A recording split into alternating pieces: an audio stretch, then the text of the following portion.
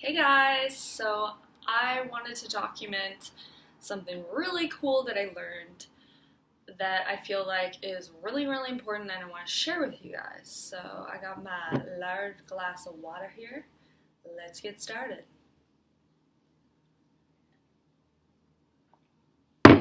So basically, this is something that I have wanted to do since I ran my first race, which was a 5K the last time when I was I think I was 17 or something, or even 18. And I remember this 5 kilometer race, I really didn't train for it. I hadn't slept the night before. I had just gone through a breakup, so things were crazy. And I remember going into it and bombing it. It was really bad, and it felt like I was running forever. And I literally walked at one point because it was so difficult for me. And just goes to show how important it is to plan for these things, right? So fast forward to today, almost, I would say, around 8 years. It is about 8 years since I've raced. And so now I raced again. I am 26. I feel so much healthier than I did in the past. I really have. It's been a very slow process to really understand what works with my body. I've experimented a lot with different foods, different, plant-based diet, non-plant-based diet. I'm back to a plant-based diet, and I really do feel like it is the best diet if you understand the supplements that you do need to take, and also if you understand your own body and what you like and what you dislike.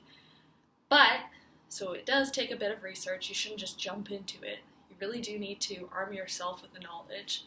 However, I am very disciplined now with my diet. I've been vegan in the past, but the issue was that I would, every couple of days, every 3 days, I'd have a bag of chocolate almonds, I have a bag of nuts, and that's okay. However, I just felt that, I didn't understand why it was so hard for me, and then I realized, well, sugar, that's the issue here. You're addicted to sugar. Like anyone else, we love getting that rush of energy, and sometimes you just don't get that from having a glass of water,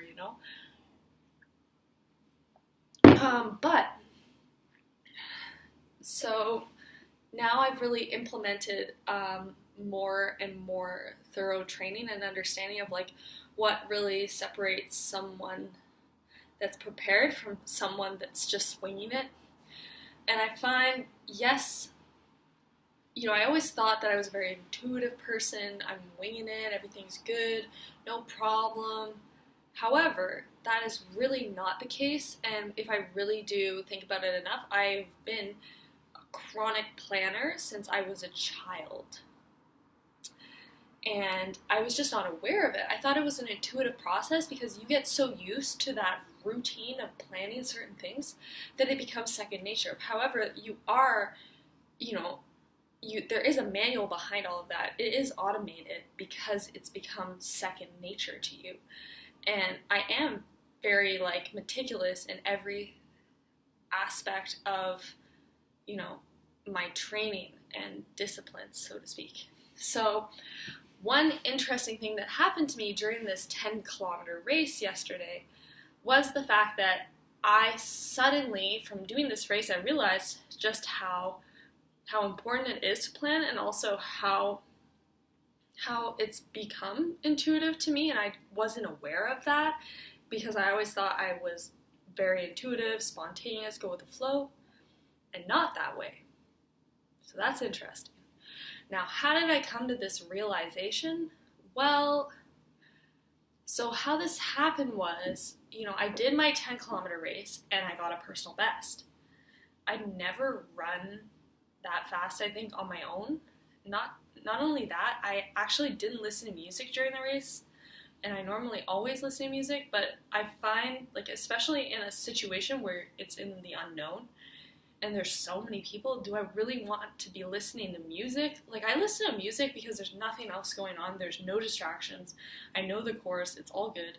Like, in a new situation where I don't know what's going on, there's all these people, there's sounds and all that, like, I want to be aware, you know, and if I actually want to do a good job during the race and get a good time, I have to be fully immersed in that race, you know, at least of my first one, because I'm not a trained professional, you know, and so I'm there, I don't have any headphones because, and that actually came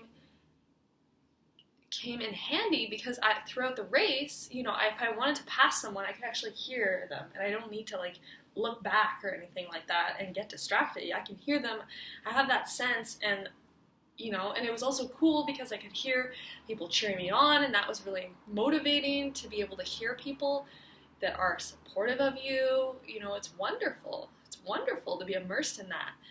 And it was also raining. So, I mean, imagine someone screaming, and I can't hear that. You know, I feel like this is so important, just as a safety precaution, especially if it's raining. I don't want to have some headphones in my ears, you know? Yeah, so that was that. I'd also read that if you don't really understand how to keep a good pace, or you find one of those people that really tapers off during a race, like you don't really keep track of your pace, that's something that I've been so bad for. When I'm going on a run, I just enjoy, and sometimes I get so caught up in the fact that I'm enjoying being alive that I forget that, oh, I'm in a race. You know, I'm racing. I should be going. You know, I'm not, and I'm cruising. You know, like there's no sweating happening here. So I really took that into account. So I tagged on like this guy. I saw that he was super fit. He looked like he was in really good condition. So I just started following him, and it really kept me at a good pace. And then eventually I did pass him at the 5K mark because I was like, okay, like I still feel really good and I'm not pushing myself hard enough, so let's go. And it was great. And then I eventually caught up with this guy that I thought was going to beat me, and I beat him. Like, you know, that was a great feeling for me. And also I read about the track previously, and I read that they had all these water stations. However, they say that because it's only 10 kilometers, you actually don't need to replenish yourself. You don't need to hydrate yourself. You're only going to waste time if you go to drink water. So I didn't have any water, and that I felt really helped. Even though at the beginning of the race, I had a dry, like all of a sudden my mouth dried. Whenever I get really nervous about going on stage, about having to like talk about something, my throat will get really dry. It's like this funny psychological thing that happens, but I know it's just in my head, so I just ignore it. That's something that happened.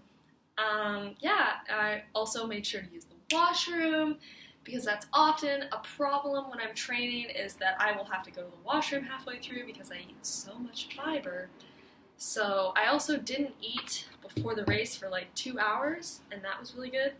I didn't eat a lot either, and it was good because I don't like to have like food moving around while I'm jogging, especially in that situation. I've done it before, but it's like having to run 2 races, one with your stomach, the other with actually running the course, so I did not do that. Made sure to run with 2 hours no eating. That was good. But yeah, so I did all these things, and it really, really paid off. I did not think that I was going to do as well as I did.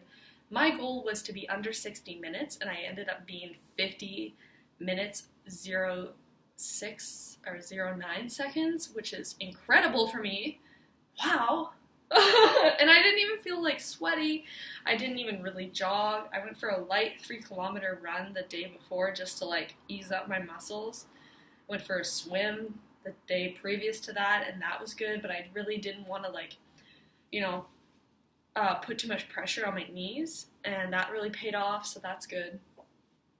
So, the reason I'm talking about all these fun things that I did and implemented into my race day 10-kilometer race is the fact that when I was in computer science, I realized that, you know, I put myself in a situation where I had no idea if I was ever going to do well at all, and except I was surrounded by all of these people that they were chronic planners, and it was so obvious to me. And I never ever thought, like, I'm not like that. You know, I'm an artist. I'm very good with the flow.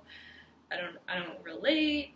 My boyfriend's very much like that. He loves planning everything, even our relationship, which I really like about him. I really love that about him. And I never really thought that that was something that gave me real security, but it is. And then I realized that that's something that, so I keep trying to get back to that reason. But so computer science, I was surrounded by all this. And more, even though I was so challenged and I did encounter a lot of failure, I learned so many lessons about myself and about how you can truly succeed in many disciplines. But to succeed, you really need to prepare. You need to read every single sentence and make sure you understand it, which is something that my boyfriend does all the time, and it really pays off. And so I really tried to do that with my running training. I read every single article, not every single, but I made sure to be a critical reader, so to not just ingest the information like a sponge, but to really dissect it and take what I felt was necessary for myself, because not everyone's going to perform the same way. And it really paid off. So yeah.